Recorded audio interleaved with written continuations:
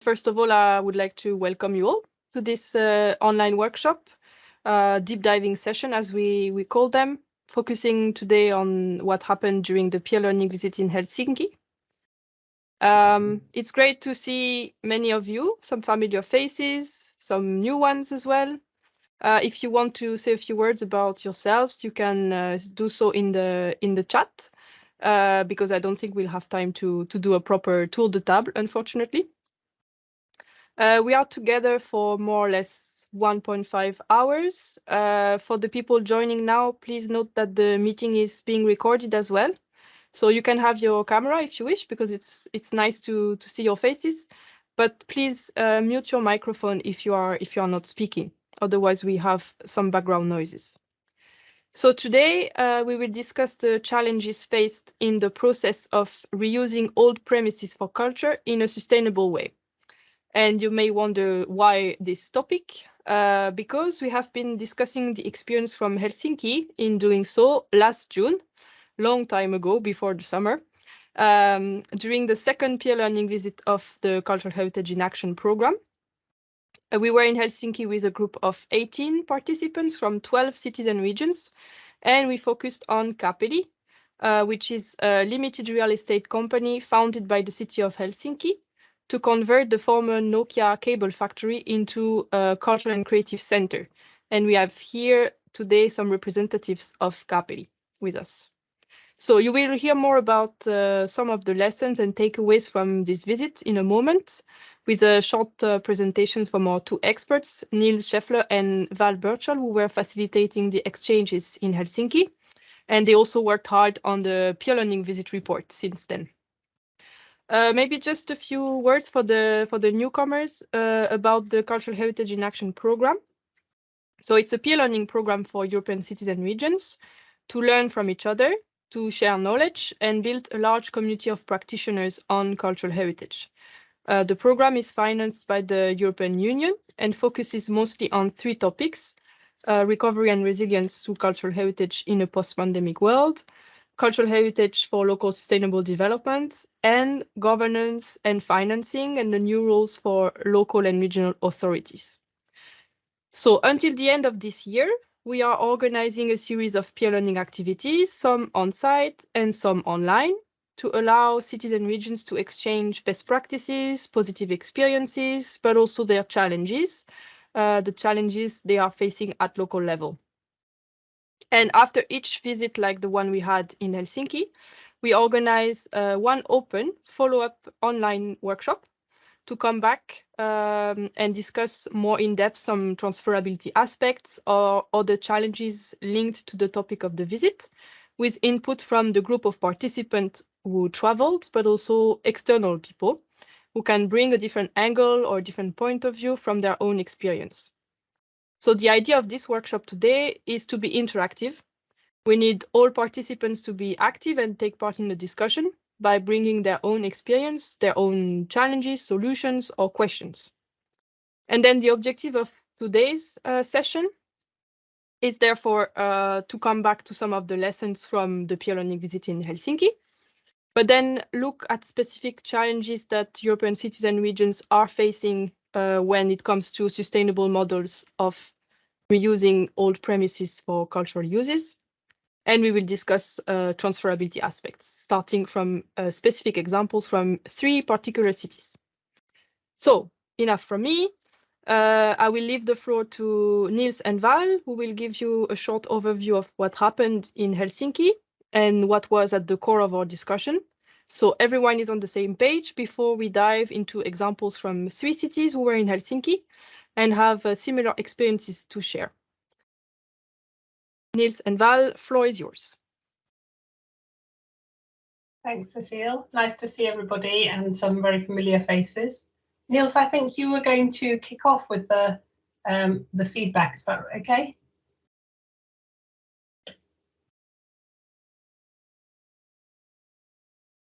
Niels, are you muted? Yes. Okay. Okay, here we go.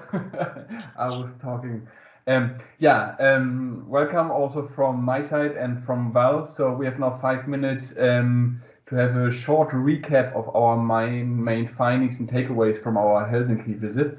And yeah, one takeaway which was for me very interesting is that a city-owned but market-oriented real estate company can really become an important driver for cultural policies of a city. And so in a way it was well, officially it's a public-private collaboration, but as it's city-owned, I would call it it's a public semi-private collaboration between Helsinki and Kapeli. And the interesting thing is that it really served the interest of both sides what they do together. So Kapeli can run a space for art and culture on their terms and also on their cost, and the city is not interfering. So really, they have more or less are in charge how to run this space, and at the same time, the city is relieved of this responsibility, what to do with this formerly neglected space, and it even creates revenues by letting the space to Capelli. So in this way, also they have the advantage that through Capelli, this space is turned into use and it improves the cultural environment in the city. So it's really a win-win situation of the cooperation between the city, or that the city lets this former industrial site to Capelli, and they can run it as a space for arts. And another point which was quite interesting for me was to see that Capelli is pursuing a quite simple governance model in running this space. So they really just concentrate on renting the empty spaces. They do no curation of the spaces. They have no concrete strategy regarding the content which is presented there. They really leave it up then to the users. So in a way they concentrate on just providing a stable infrastructure for the users, for the artists, for the companies who use the spaces in Capelli.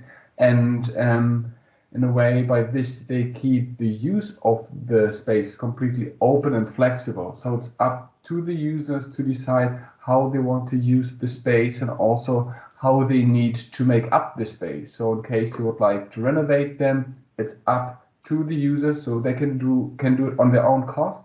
But also by this, they can better ensure that just so much money is spent on the renovation as they can afford. So in this way, they have, as Capelli makes it then quite simple for them to manage, well, more or less quite simple to manage the space.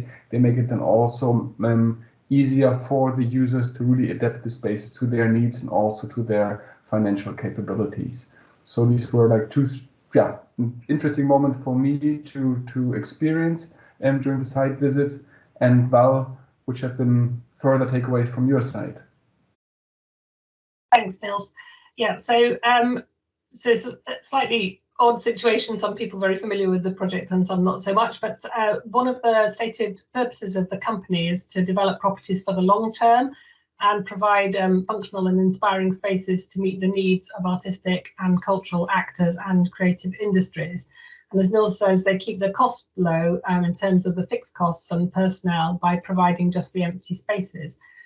But the model does rely on skilled people being able to run and manage the places, so that organisations that are resident or in the building can focus on their creative practice. So the relationship between the tenants and the management is very important, and that came through very strongly with the team. And that actually one of the values of the company is people first, get to know the tenants and give a personal service. So although the company only rents the empty space, then it's still important that the management stays close to the users and artists, and being close to the tenants and listening to their ambitions helps the facility to develop based on the needs of the people that are based there. And in addition, the board includes some tenant representatives. And because the model has developed incrementally over time, the company has become a trusted partner. So one takeaway for me was that the facilitator, in touch with the users continuously and personally, is key to develop the premises based on their needs and make it more attractive for them. And then coming on to some issues around the permanency of the leases or the arrangements for the cable factory in particular, that developing a heritage asset with by limiting the financial risk for future investment is really important. So as with all projects, there's a specific local context, and in the case of the cable factory, it was the pre-development activism of the creative community, whose temporary presence led to them lobbying for it to be a permanent home. And the opportunity to borrow against future income enabled the premises to be redeveloped over time to suit the needs of the tenants. And today, 90% of the floor space being rented out on permanent leases, with tenants including individual artists, but also commercial occupiers and resident companies as well. So the success factor there, thinking about including the long-term tenancies, but that has an upside and a downside, which we talked about on our visit. That with a certainty from the long-term leases comes a little bit of constraining influence in terms of what can be done with the premises, particularly temporary and short-term.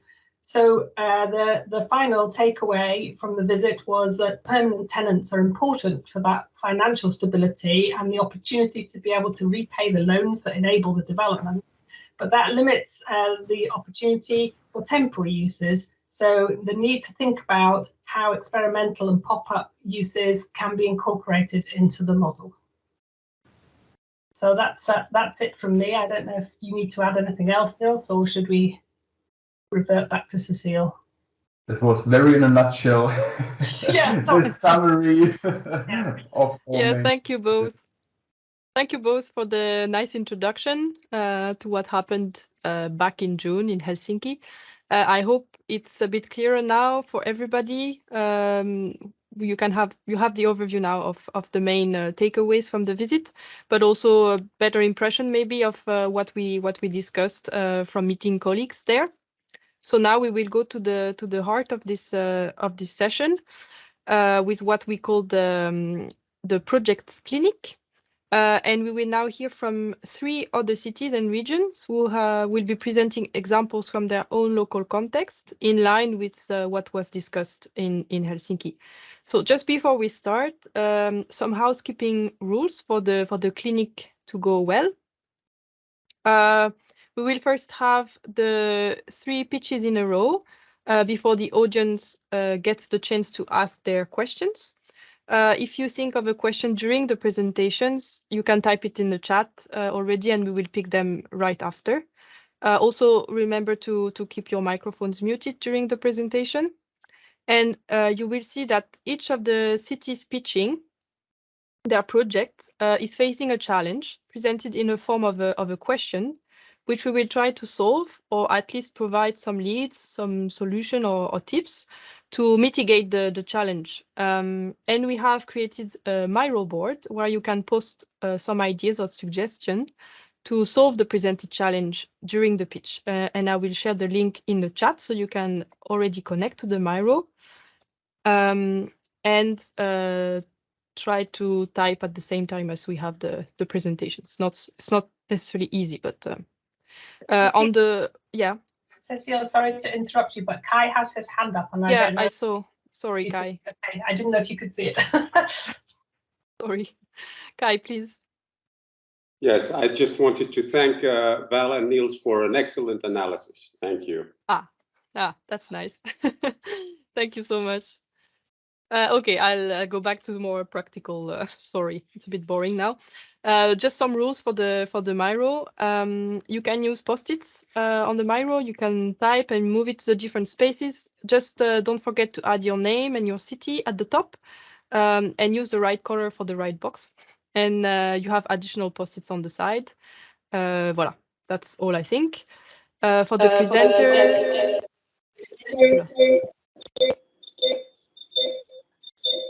I'll just ask. I can hear myself. What is happening? All right. You lost the slide. Yeah, please don't take over control of my presentation and keep muted your microphone if you're not presenting. So let's resume. And we start with Francesco from Bologna. So presenters also let me know when I need to change the slides. Perfect. I don't see my slide now, but you will charge it, I can imagine. Okay, Do you perfect. see it? Yeah, okay. Thank you very much, Cecile. Good evening to everyone. I'm really happy to see you again after our study visit in Helsinki, and I'm also very glad to have the occasion to present you how the new Piazza Lucio Dalla was born in Bologna and the process of urban regeneration that led to the creation of one of the most important cultural projects of the summer 2022 in Bologna. The new Piazza Lucio Dalla is located in the heart of Bolognina, which is a popular and very lively area of the city, which is situated just outside the city center, behind the central station and next to Palazzo Bonaccorso that you see here on the picture.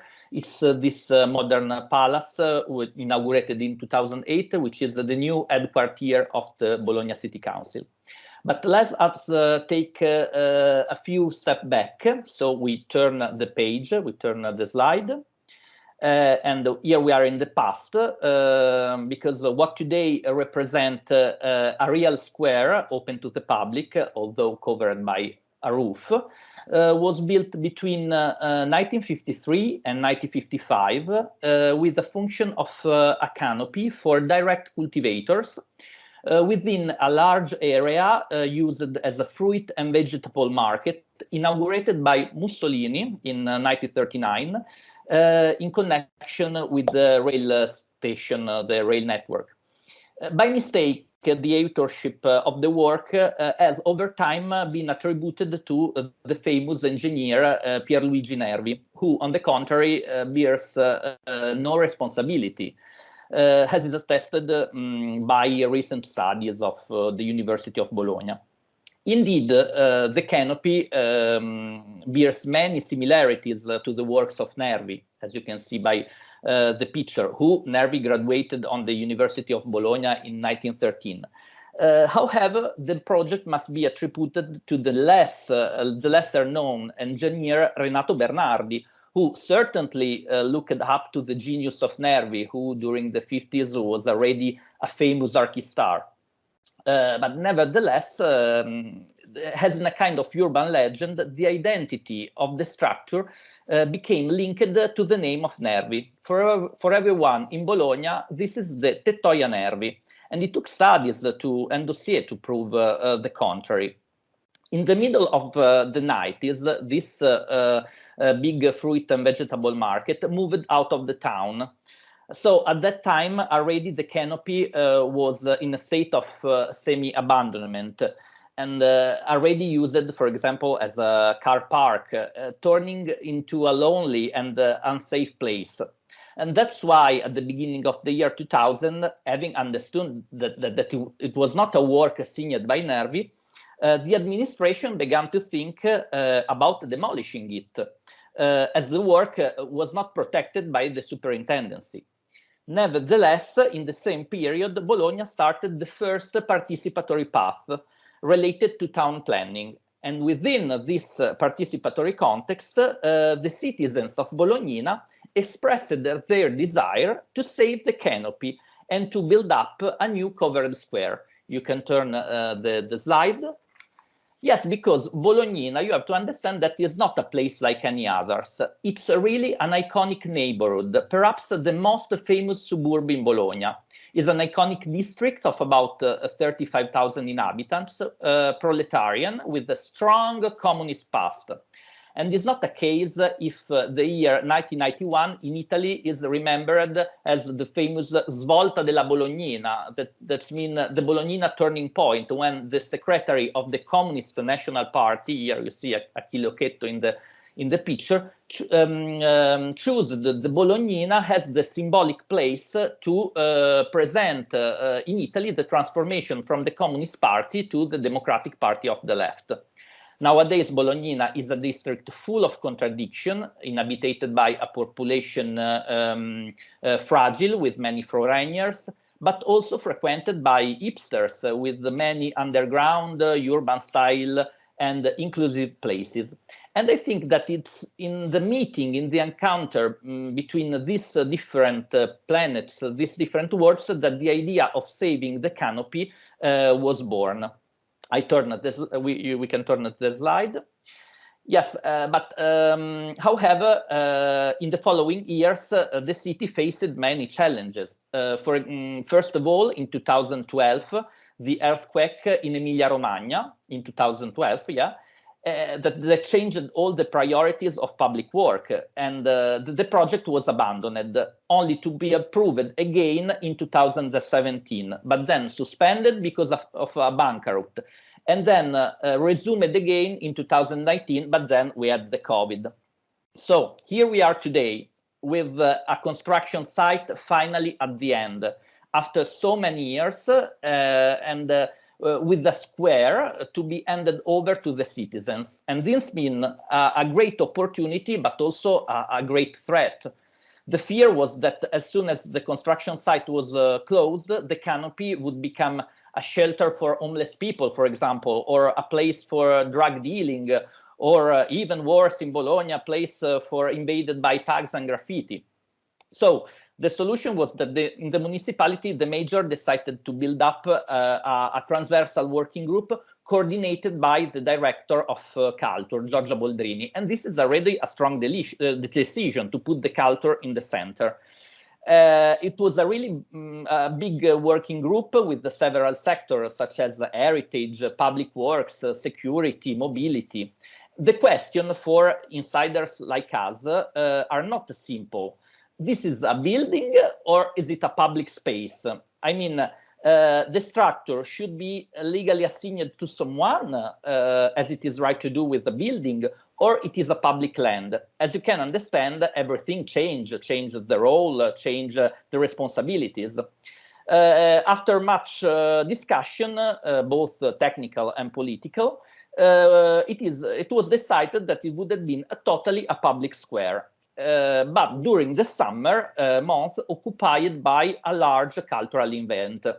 You can turn the slide, Cécile. The result was that in March 2022, the cultural sector of the municipality opened a public call to select a project capable of providing a continuous program for at least 2 months or until the end of October. And the idea was to create an experimental and pilot project that would help the administration to understand how to live the new square, to understand day by day what was possible to do and what was not, and to understand, I can say, the genius loci of the place. The call specified that we were looking for a multidisciplinary project capable of covering different slots of time. And we were looking for a network project made up by many subjects, but with a single leader.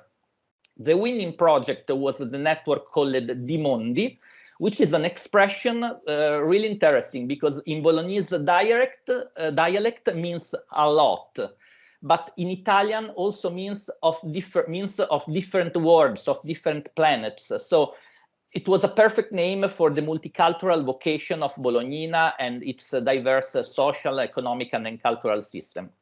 You can turn to the slide, Cécile. In addition, we needed to give to the new piazza an important name.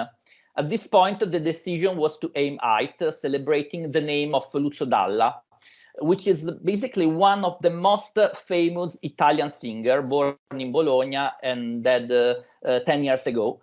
In the picture, you can see our mayor Matteo Lepore with another famous singer, Gianni Morandi from Bologna, inaugurating the 9th of July 2022, so just some days after our study visit in Bologna. And obviously, the news bounced all over the national newspaper and broadcast.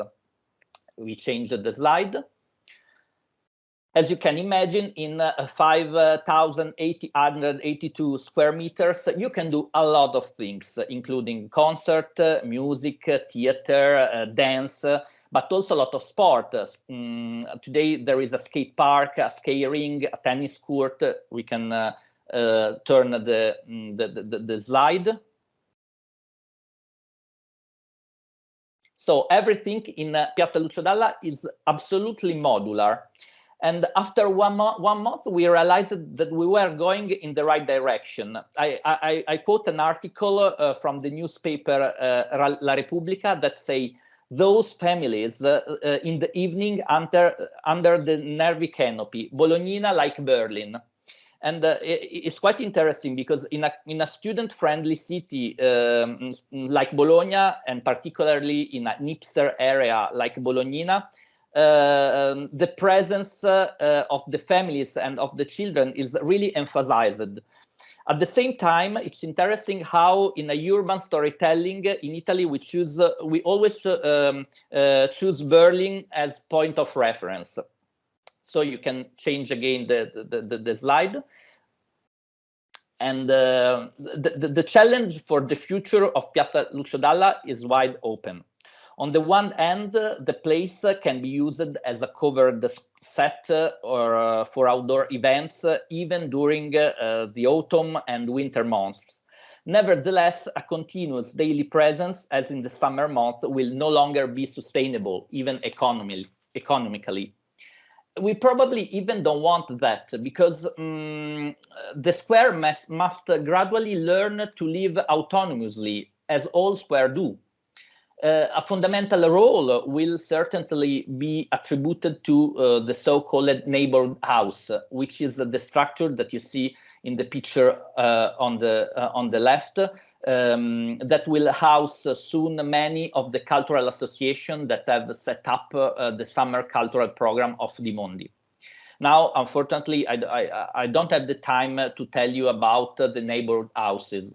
However, I think it's important to conclude, to emphasize, as in this case, exactly as we have seen in Helsinki, it's really important to experiment, to try out a solution with pilot project, taking into the account that we will also make some mistakes. For example, living the square day by day, we have understood that sports or music are very good, but for example, theater, drama, or things too serious are not good because the place is too noisy. But in any case, it's very important to try to experiment, trying to give new life to public spaces. And with that, I have finished my presentation. Thank you so much, Francesco. Very, very nice presentation. And just to summarize, so the questions, the challenges that Bologna is facing with this project, Piazza Lucio Dalla, Francesco provided 3 questions. So the first one you said in the beginning, wondering if it's a building or a public space, then how to create a cultural safe space or public place for everyone, and what will it become in the future? So these are the 3 questions that are laid out on the Miro as well. If you have some ideas or suggestion or similar experiences, please type them there. And I saw also we have a question from Tanya. If you don't mind, we keep it for after the 3 pitches. Niels, you want to say something quickly? Yes, just because I don't find the chat in here in Teams. So I don't know if it's just my problem or if is here no chat function. I don't know. I have it.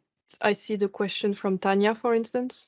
Okay, so then it's just my problem. Okay, so I will deal with it. You had some comment? No, it was just that the well, chat. honestly, my very brief question I had, as I understood the question, what to do during autumn and winter times. My question was just, what are the temperatures in Bologna during autumn and winter times? And it's summer, rainy, what? It's with the climate change, unfortunately, it's not raining so much. It's quite dry, the climate, and not so hot. So that's why I think that we will be able to use the place a lot, because the rain, it's always possible. I mean, not like in Brussels or I don't know, in England, but it's always something that can happen. So it's quite very good to have a big place like that for the event. But at the same time, of course, the administration is afraid about the security of the day by day, that the square could be occupied by homeless people or whatever. Even if now it's really lived as a real open and covered square, and it's very beautiful actually. Okay. Okay, so we will take the specific questions from the participants after the presentation. Now we stay in Italy. We go to a bit southern to Puglia region, and we have Letizia and Giovanna here with us, who will talk about the ex-Saka industrial building in Brindisi. So girls, I'll let you present the project.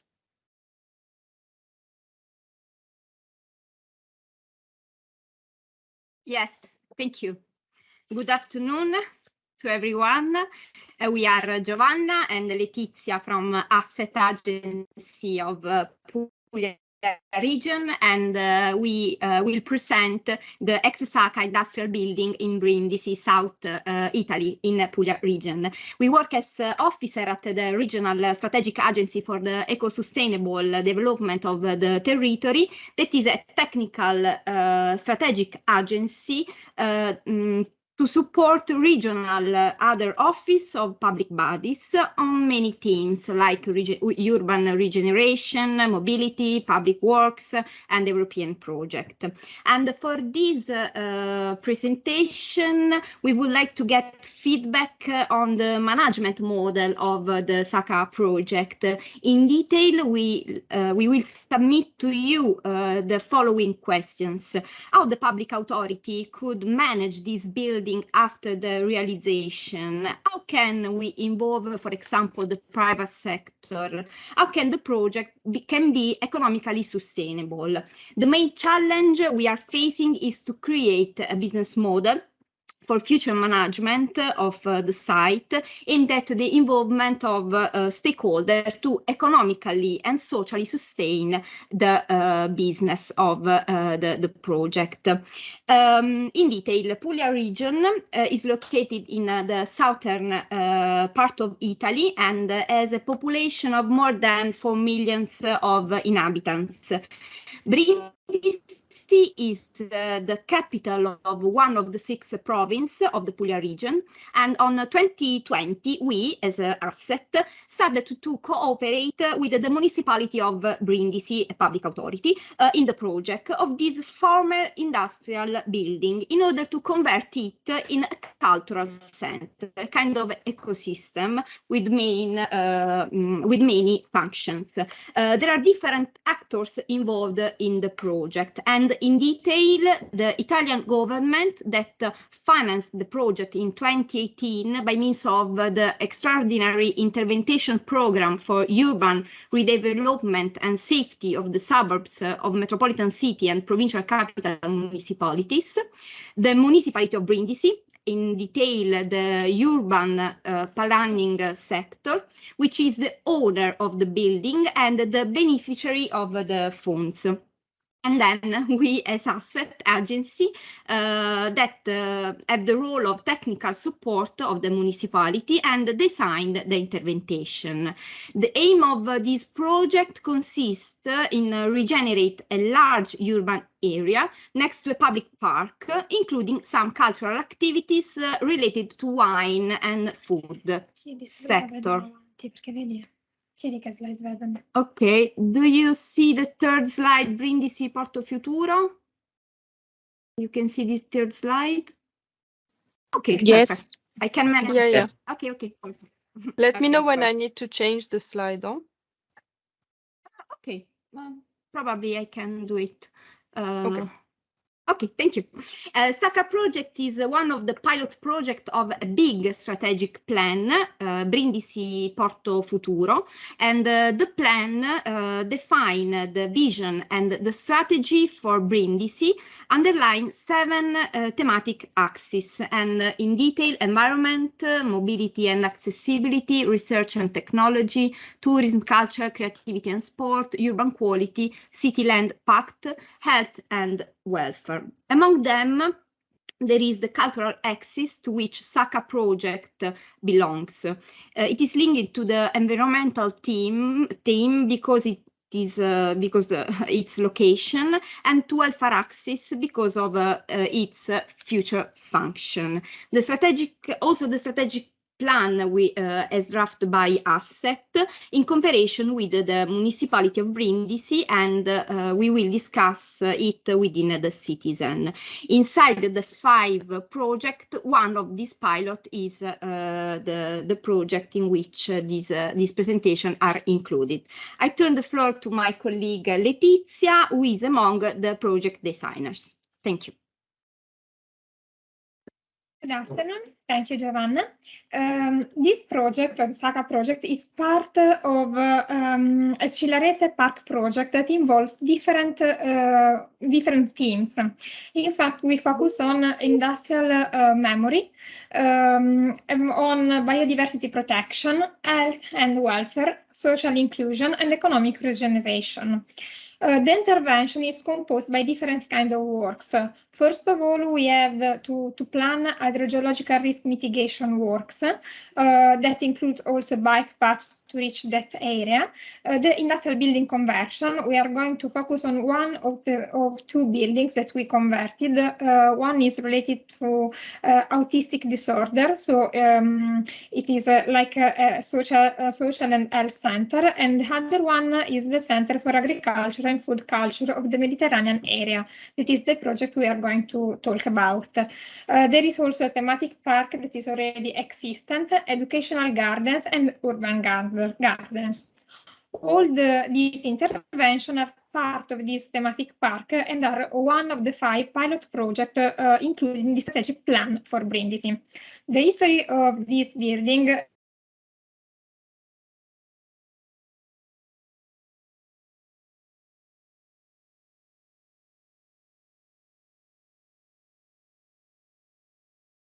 streets like Appia and Traiana, and it has been a port for 16 centuries. Last century, it was built the Cantiere Meccanico Brindisino, a building site for repairing the steamers of the shipping companies.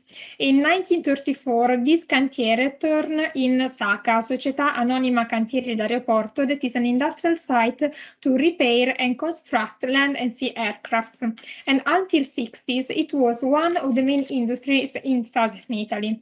In 1977, SACA failed, so in 1983, municipality of Brindisi buy the industrial site and started a conversion process. First of all, of the external area as park, the already existent park, and then of the buildings, of the 2 main buildings.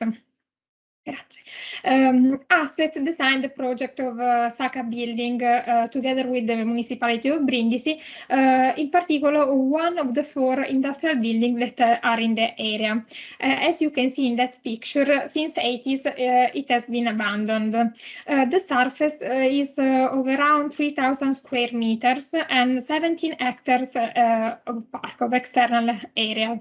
The project would like to define a multifunctional building which function will be linked to the food, wine and agri-food industry, social activities, laboratories and exhibition area.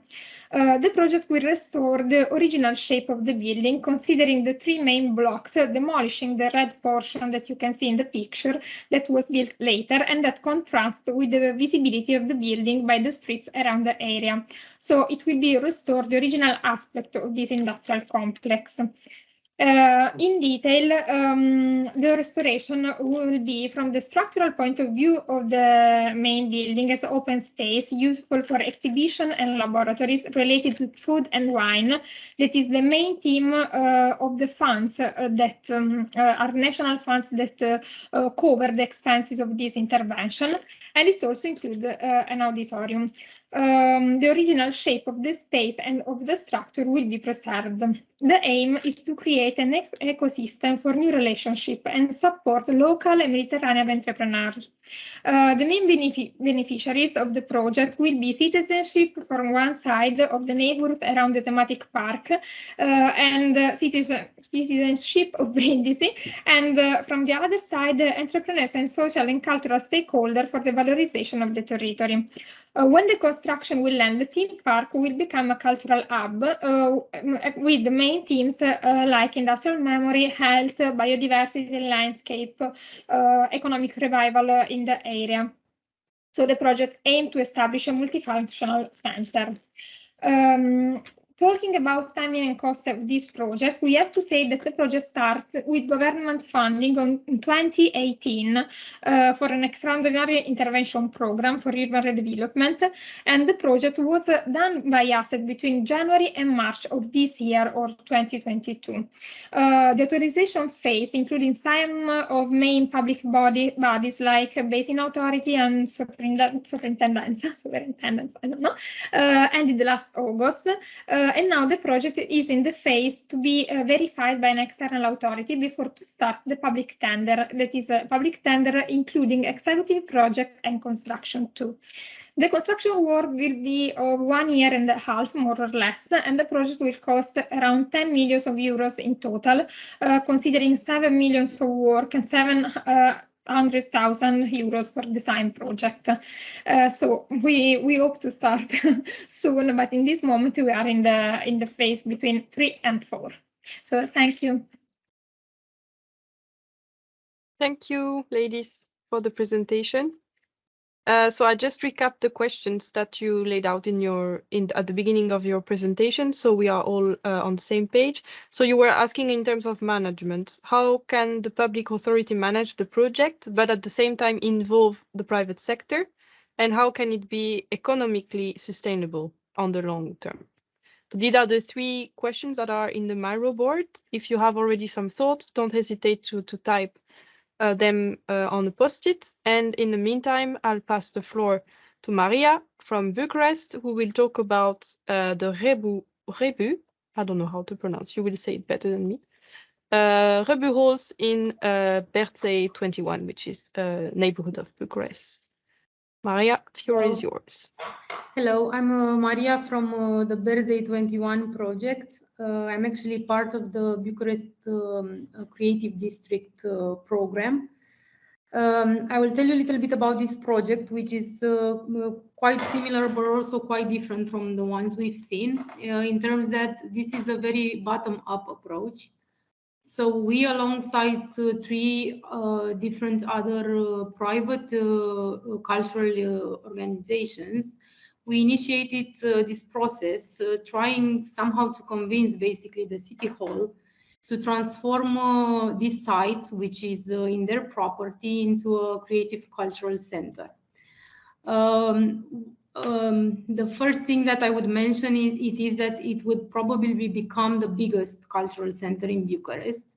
It's also one of, I think it's the only actually big industrial site in the center of the city, situated in this creative quarter in Bucharest. So its position in the city, it's quite important. Also the size of it and the structure of it is quite important.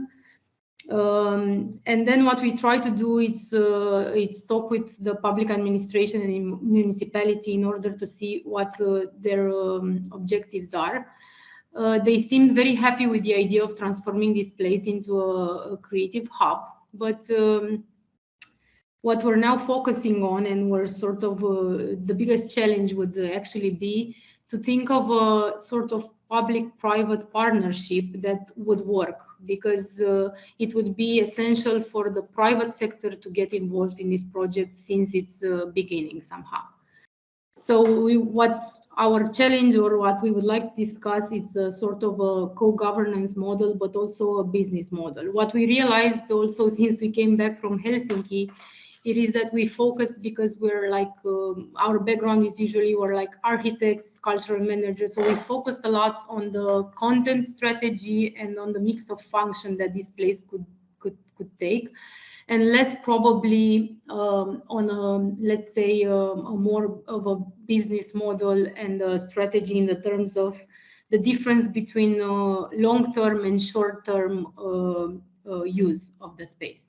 And what we realized and we're thinking of is to try to experiment a lot more with this idea of what the space could actually could actually become. So this would be like the main challenges and questions we would like to address. I would start the presentation by showing you an overview picture of the site, because it's quite impressive. It has more than 20,000 square meters in total, and the main building, which is a very old and very beautiful industrial heritage building made out of brick, it has more than 8,000 square meters. And it has a very interesting structure because it has like access from all around. So what we are thinking that is very valuable, and we would like to preserve as much as we can. And the project itself, I would probably start by saying that we are 4 big and important cultural organizations in Bucharest, but with sort of a different background. So I'm coming from the Bucharest Creative Quarter. We are also responsible from some of the biggest events organized in Bucharest, such as Romanian Design Week and Diploma. My colleague Tamina, that you met in Helsinki, represents Node Makerspace, which is the first big makerspace in Bucharest. And what they did is that I think 7 years ago they took a former factory and transformed it into a makerspace. So they do have this sort of relevant experience with transforming the place itself. They also have an expertise on that. We also have Fundația Comunitară București, which is basically one of the biggest NGOs regarding urban development and initiative groups. So they are very familiar with, let's say, this part of civil society. And we also have BAZA, which are urbanists and very much into what this place could become, let's say, on a city scale. So we identified the place, we realized that it has a lot of potential for the city, and we said that we should do something about it. And what we did first is, of course, try to speak with the public authorities. Our best, let's say, partner is probably the National Heritage Institute, which also is part of this project now, and they realize the value that this place has, and are very willing to help us basically convince the Bucharest Town Hall that it's necessary for it to become a public utility space. And of course, there are other public entities that we would like to get involved, and they all gave us a very good feedback in terms of they all do realize that this place has a lot of potential. And now what we're trying to basically come back with in the discussions is, let's say, a medium-term and a long-term strategy, also some financing sources, because there are a lot of funds that probably they could get involved. But probably the biggest issue now for us and also for them is how do you draw this private-public partnership? Because the law in Romania, it's quite vague, and it doesn't necessarily have applying norms regarding this sort of partnerships, and we don't have a lot of former very good case studies that we can look into on, let's say, a local ground. It's very important for us to look at other examples from other countries and to find networks and, let's say, to have this sort of exchange of experience with other cities. It's also important to probably be conscious of the fact that things will probably change throughout the entire process, and it's quite difficult to see, to forecast on a long term what will happen with this project. But what we did realize, and we're now trying to do, and also the visit to Helsinki, I think, helped, is that it's also very important to have a formal association that basically focuses only on this project. Because what we did at the beginning is, of course, we talked with a town hall, and then we had this open letter where other cultural and creative organizations could join the initiative and could actually support it. And we have more than 50 now, I think, organizations that signed, and that they would probably be willing to get on board for this project. And we realized that it's quite important for us in this dialogue with the municipality to have like a formal association. So now we're in this process where we talk with a lot of lawyers and we try to draw the status. And we're focusing a lot also on the decision-making processes and how these decision-making processes will happen within the association. So regardless of the, let's say, public sector dialogue, how between us we'll manage to find the best way to make decisions. I also have I think the next slide with some pictures, as you will see. The place it's quite it hasn't been used for more than 10 years now, I think, and it's deteriorating very fast. So it's quite urgent for the City Hall to decide what they're going to do with it. And what we did, and I think it's quite important, we took advantage of all these events that we're hosting and of Romanian Design Week and of other events and conferences that we're part of. And we try to ask as many people, including citizens, so what they're thinking of this place, what they would like to be hosted there, and what's their view on that. So we also did this sort of research regarding that, and the mix of functions, it's quite broad. So the space itself would probably become not only the biggest, let's say, cultural center, but it will have a mix of functions which is quite innovative for Bucharest, I think, in terms of we actually see it. So, and everybody seems to more or less see it, or everybody told us that what is needed in Bucharest is not only exhibition spaces, but also spaces for dialogue, where people from like different domains can actually get together and interact, but not only socially, of course, but also regarding some common projects. So the civil society and also the public administration and also the private cultural sector needs to collaborate more, that's for sure. And we don't have necessarily the context to do that. So this only, besides the space itself, should probably be operated and run by some people who would be able to think of a content strategy and a program that would actually address those needs. And that is probably on the long run the hardest part, to get like the right people to manage it and to also make out of it more than, let's say, a very well refurbished space. The City Hall in Bucharest has now some exhibition spaces which are quite small and are in the old center of the city, and where the density it's quite big.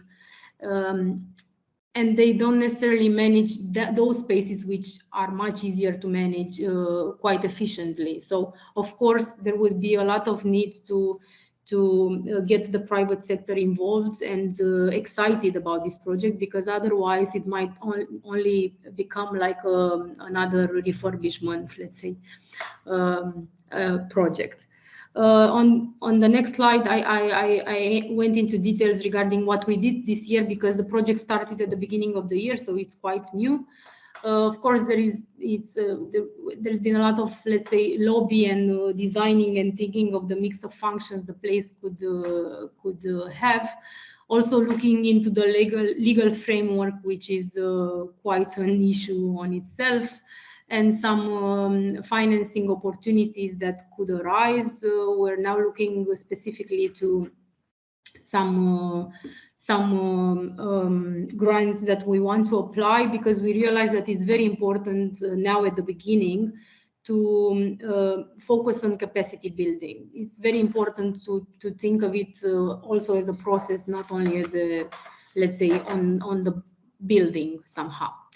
But I won't go into details. I would rather look at the challenges besides the legal framework, which is very local and probably you can't do much about. We also have, let's say, a sort of unstable political environment within the town hall. It's quite difficult to navigate, to understand exactly what's going on there. But the problem that was raising in Helsinki and was quite interesting. It's the lack of trust, and how do you manage that? The lack of how do you make it more successful in terms of trust? I think it's also very interesting to look on the long-term, short-term strategy, and also the uses of the spaces could be like both, and how subletting can become like a business model on itself, because Capelli was quite impressive from that point of view, I think. And also this co-governance and decision-making processes. I'm sure that many of you have experience with similar projects and could probably give us some insights into what we should be careful at, probably.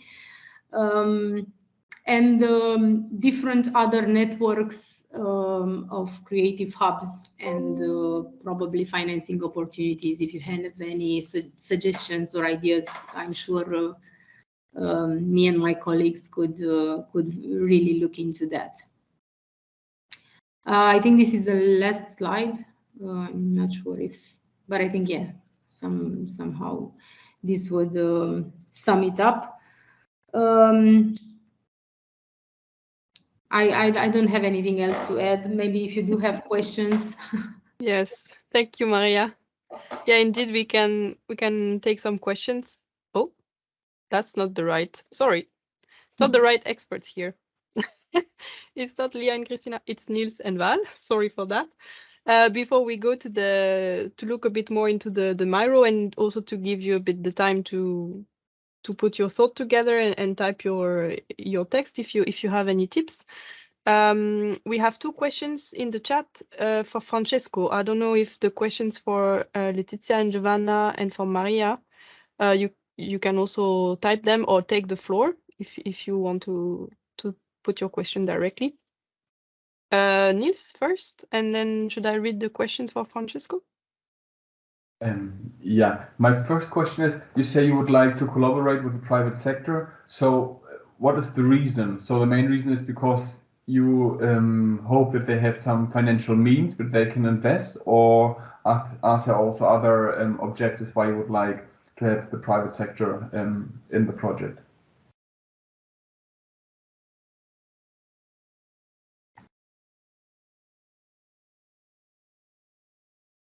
Sorry, who is the question addressed to?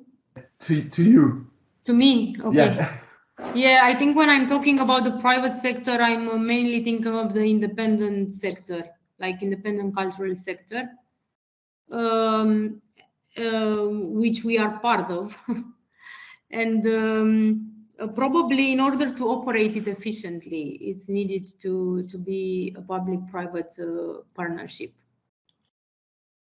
I think it's quite difficult to expect from the municipality to have the competencies internally to run such a place.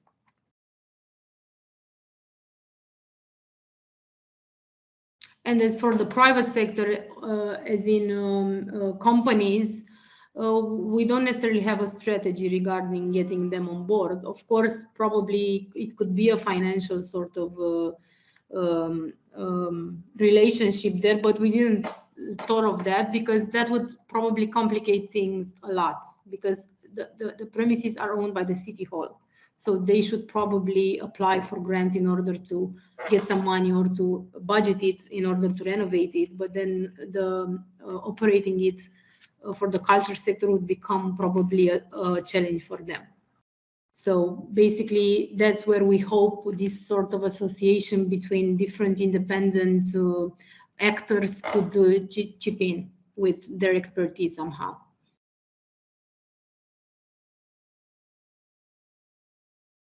Does this answer the question, Niels? Okay. Okay, so just two questions for Francesco from different participants. Tanya asked about the restriction for future uses, if you have any, of the Piazza Lucio Dalla, and if you have also a permanent say as a municipality. And Sarah from Helsinki asked, she wants to know more about the call for projects and especially the criteria of network projects. What kind of partnerships you were looking for? That's for Francesco then. Okay, thank you very much for Tanya. No, we don't have a restriction for the future, and the reason is that we add this participatory path with the citizens of Bolognina. I would like to remember that in Bologna we have the presence of the Urban Innovation Foundation that was called also Urban Center. Which is organizing this participatory path with the citizens and the stakeholder of every district, and the citizens asked to have a public space to be lived. And that's why we have not some specific restriction for the future, but we know also that is a big challenge because yes, for the citizens we know that it's a big dream to have a big covered square using to be used also during the winter, but at the same time it's also a big threat for the things that I said before. And concerning the question of sorry, yeah. Excuse me, just so it means, what do you mean? Can you also use it by night, for example? Could you have in the summer 24 hours program there? Okay, yeah, we can use it also by night because the square it's open, but of course there is a regulation of the noise, and this is the same regulation for all the cities. So, for example, we have just during some day we can do music until midnight and normally until 11. So we have different kind of regulation. But yes, the square will be lived also during the night, like now as well. Concerning the question of Sarah, well, the call for the project, we asked for when I say a network, I say that we asked for a network of many different subjects because we were looking for a group of association making, for example, sport activity, but also music activities. So we knew that we needed different a group of different subjects, but we needed also to have the relation just with one subject because we had also a kind of path of co-design of the project in which we decided also an economical contribution. So the economical proposal was also a kind of criteria. For example, we have chosen we had just two big network in the call, and we decided actually for the one who asked the economical question with a less contribution, with the minor contribution of the city council. And moreover, we were looking for a peculiar attention for the security during the night. So this is to answer to the question of Tanya as well, because we were really afraid about what was happening during the night, because yes, it's a public square, but it could become like no man's land. So we asked to every network to explain how they will assure they would have the assure the security and the safety of the place. And of course, we asked a specific relation for the sustainability of the project from an ecological aspects. So all the aspects of green and ecological and sustainability from also an energetic point of view. so the use of energy and everything, because we know that now it's a big problem.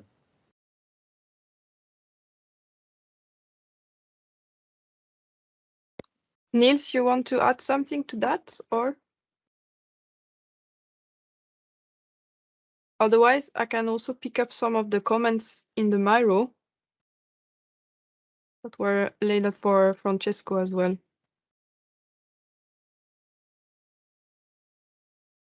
Yes, no? Okay. There was another very quick question about the transversal working group. Somebody asked if it's still active. The one you mentioned at the beginning. Yes, definitely, it's still active, even because we face the problem day by day, because now, for example, just to be honest, we have a problem of reps because there is a lot of there is also a bar, a place, a kind of restaurant.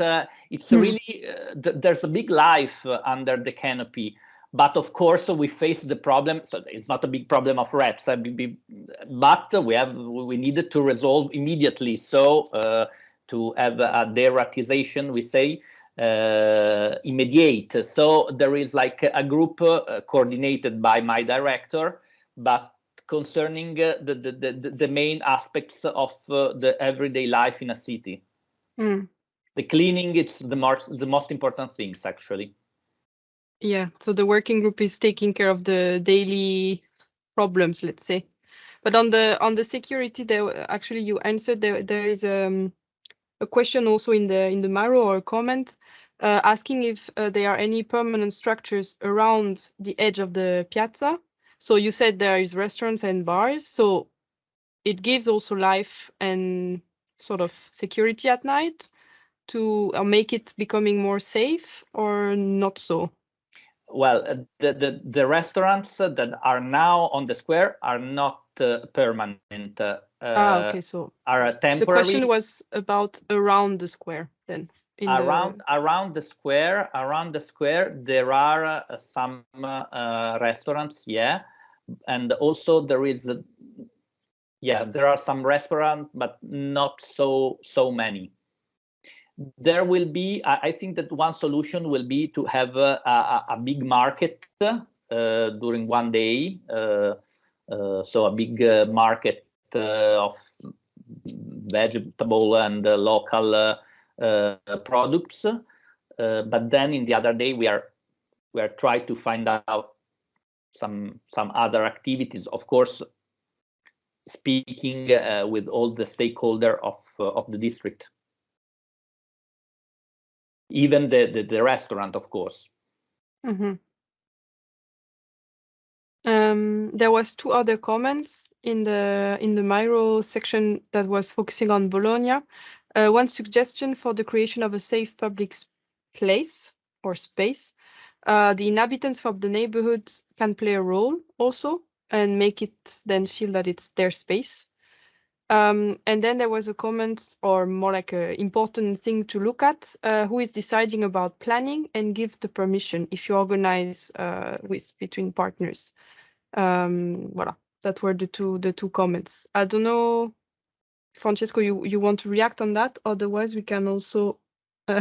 Yeah, just really quickly. Yes, we have a strong discussion with the citizens. The citizens, for instance, now are really happy about the square because all is working very well. But it's true that we are investing a lot of money, not a lot, but quite good money for the cultural activities every day.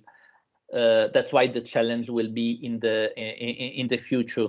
And of course, it's the city council that, with the normal regulation that we have on the city, that gives the permission to do this or that. It's I don't know if I've well understood the question, but the authorization are made by the city. Yeah. I think it was not really a question, but more like something to keep in mind from the person who posted it, and I forgot to tell you something. Somebody also wrote that it reminds them of in Marseille, there is this structure created by Norman Foster, the mirror roof. So the person said that it reminds the Piazza Lucio Dalla reminds them of this because the space is used during the day for all sorts of functions. So it's sort of a similar initiative. Thank you very much, because we were looking for similar experiences. They told us a similar place in Turin that we will visit, but this of Marseille, I think it's very, very interesting to see as well. I'll post in the chat an article I found on it. Yeah, there was an accident also with the Miro that it suddenly moved, but it's back to its original place. So accidents like that. I don't know, Val, do you want to pick up on some of the comments that were written in the Puglia column for Letizia and Giovanna? Yeah, that would be good. So just a question, a factual question about the revenue business model for the project. Is it based on providing a subsidy to the project, or is it based on it covering its own costs? This is the main question of this project, because now we have funds to rehabilitate the building, but then it has to cover its own costs. So the problem is that one, because the owners is a public body, the municipality of Brindisi, and the activities that they will have there inside have to cover its own costs. So we have that question: how can we, which actor can we involve in order to cover the cost, because we cannot change the main aim, the main focus, and the main activities of the project, because it is linked to the funds that we receive from the national government.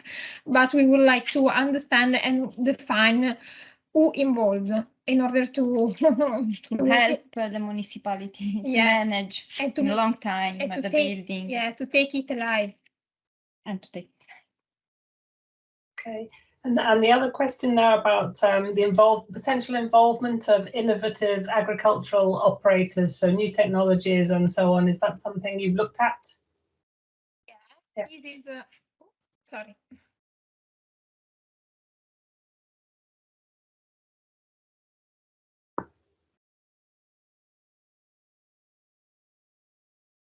Okay. The other point that's on that on the Miro for that project, I think, is Niels has said that there's a similar project in Caen around the former harbour area, so that might be one to look at. Yes, thank you for the suggestion.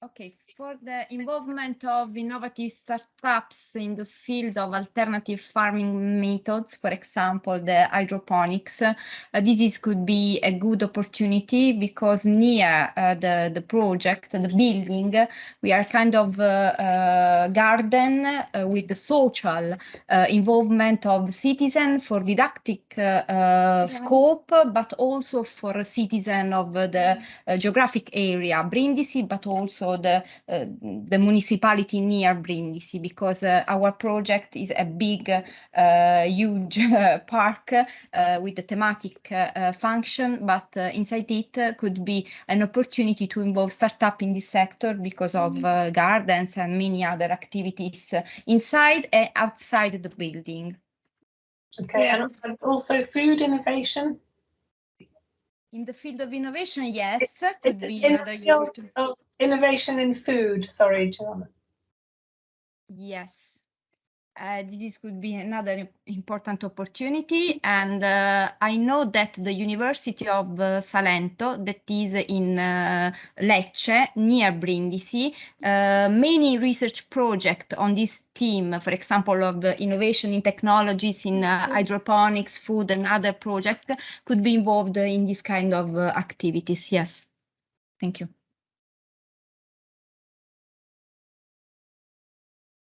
Okay, and another suggestion is about mapping the creative and cultural operator in the city and generating a dialogue framework with them to receive initial feedback related to what they would like from this project.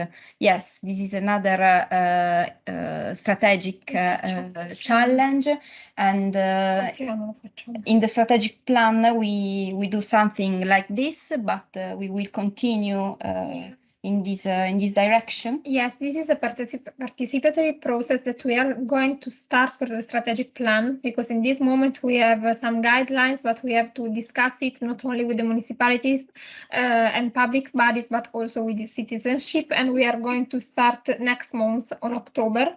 And one of the pilot projects of the strategic plan is this SACA building. So we hope that we can receive feedback on these themes as to include it in the management model of the SACA project. Okay, and do you see it as a visitor attraction, the area? And how have you linked that to thinking about the visitor economy and the key markets and that kind of thing? Have you done some work on that? This is not a touristic area. We don't have visitors from outside the city. This area is related to sport and park. So many citizenship move from their houses, their districts, to go there to stay at open air and to for sporting activities and to wellness. See, for wellness, but not tourists, because Brindisi is not one of the most touristic cities in Puglia, and it is related with the tourism is linked to port. So people come there to get a ferry boat and go to Greece, more or less. Okay, and it's not very close to the city center. The area is a big one, but is in the peripheral area of the municipality of Brindisi, and it's difficult for the touristic user to reach it. Yes. Yes, but now there is a project that will link that area, like a waterfront project, a long promenade around the sea that will link that area to the city center, to the main point that was the end of the Via Appia. So is it possible to reach it on foot, walking, at walking distance? Yeah, it is going to be developed. Okay. Thank you, girls. Maybe we can just quickly go to the Bucharest column. I'm just mindful of the time. We have 10 minutes left in this session. So if you, Niels, you want to pick up a few of the points, just the Miro will remain available if the presenters want to go back to the different points made by the participants and continue to have a look. Of course, it's available. But Niels, I'll let you pick up some of the comments from Bucharest for Bucharest. Yeah, okay. So yeah, here on the board are no questions, but some suggestions. I will start on the right side.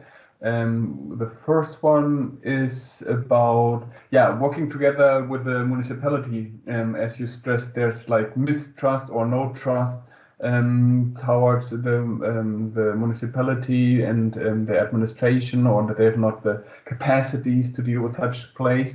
And here, one suggestion is maybe to strengthen or to start off a cooperation is to check if what you intend to do there if it also solves problems of the city. And I think the same goes also in the post-it below, that you might check to develop a reuse strategy, which is then embedded in the city development strategy, so that they realize you do something also which is beneficial for them, and then they might be also more willing and open to put own staff resources and maybe also financial means into that project. So it was one suggestion.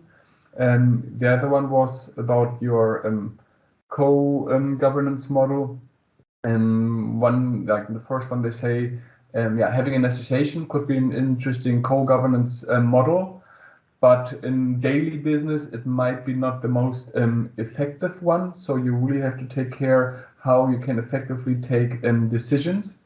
Another idea was to build up a trust where the third sector and the public sector are involved.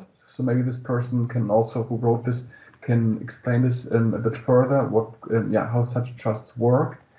And further below is you could try to figure out who are the different stakeholders who could become involved and what can they bring in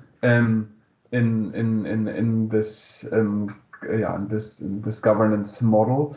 And so maybe there are some people who are more like donors, other who are more maybe responsible to play, or not to really get the place in use, how to manage it. Some maybe more for interim events which are to be organized. So for sure there will be different activities which you have to have in mind to manage such a place and to reuse that place. So to figure out which stakeholder is best in taking over one of these activities. And further below is also to check for some alternative financial resources from alternative banks or lottery funds, and their crowdfunding, which gets also more popular, and to start to get first funding for the regeneration of such sites, and also creating own revenues by organizing parties, concerts, and so on, so that you have some money which you can also then use for the step-by-step development of each site. And on the left side, if you would like to involve the private sector in terms of let's say the more commercial private sector, you have to have an idea of your unique selling point, what could make it commercially interested for the private sector to invest or to support you in your endeavor. Also think about to have, as in Helsinki and Kapeli, to have different kind of uses, which some are more commercial, some are less commercial, but this also you can create some revenues. And another one is to find a partner that is really experienced in culturally developing such a place, I guess, not cities, such a place. So these are some suggestions here. Yeah, I think they are very valuable. Thank you for all of them. And they're very aligned with what we have on our agenda. So it's also a confirmation somehow that we're on the good path. We're now trying to get as many stakeholders involved as possible. Also, we looked into the strategy of the City Hall regarding reusing old buildings, and also the cultural strategy. And fortunately, this project serves them very well. So probably that's the reason why they are basically somehow pleased of our initiative, because it's very aligned to what the municipality strategy states. As for financing and thinking of different sources, yes, so far we've looked very much into, let's say, European grants rather than private or crowdsourcing sources. But of course, once the project will evolve, it will be definitely necessary to think of a business model that will probably mix different financial sourcing. And I think the model of Kapeli with subletting spaces and having probably different rents depending on the activity and it's a quite interesting model to look into. So thank you so much for your suggestions. I hope that we will keep the Miro board and look into them more closely. Yes, the link will remain active. I will also send you a summary of it as it is now. But if people have still suggestions, of course you can add them, and there is a lot already. So thank you very much for being an active crowd and for all your comments and suggestions. Thank you to our 3 presenters. 4, sorry, there was 4 presenters. I just wanted to tell you a bit about the next steps of what will happen in the coming months. So of course, the report from the Helsinki visit will be made available and sent to all the participants very soon. We will also send you the publication and materials that we heard from during the visit to all the participants in this session. As I said in the beginning, the deep diving session now is recorded, so we will edit it slightly and then put it available on the website if you want to go check it again. And then in the future, we have another deep diving session focusing on an experience from Poland around sustainability, but more from the environmental side. If you're interested to attend this one, it should be around mid-October that it will be organized. 15th of October is also the deadline for our call for good practices. So I remind everybody that if you want to share some good practices that you want to see featured in our catalog of good practices, you have until the 15th of October to send it. This autumn, we'll also organize more webinars. We call them sharing stories. So we center them around a topic or a theme, and we have also presentation of interesting cases around Europe. So this is what will happen in the summer. In the autumn. Sorry. You can check the program of this all these activities on the website of the project. And with this, I would like to thank you all. I would also like to let you know that these are my last days at Eurocities. I'm leaving on Friday to go for a new adventure, working for the region of Brussels. So I will be on the other side very soon. But I will continue to follow the work of Eurocities, of course, and I hope I will be meeting some of you in the future again very soon. I leave the project in the very good hands of my colleague Clémentine, who is connected here today, and she will be in touch with you for the remaining activities of the project. So thank you very much. It was really a pleasure to meet you all, to work together for this small time, to have fun also in Helsinki. And thank you so much for your time and for your involvement in this project.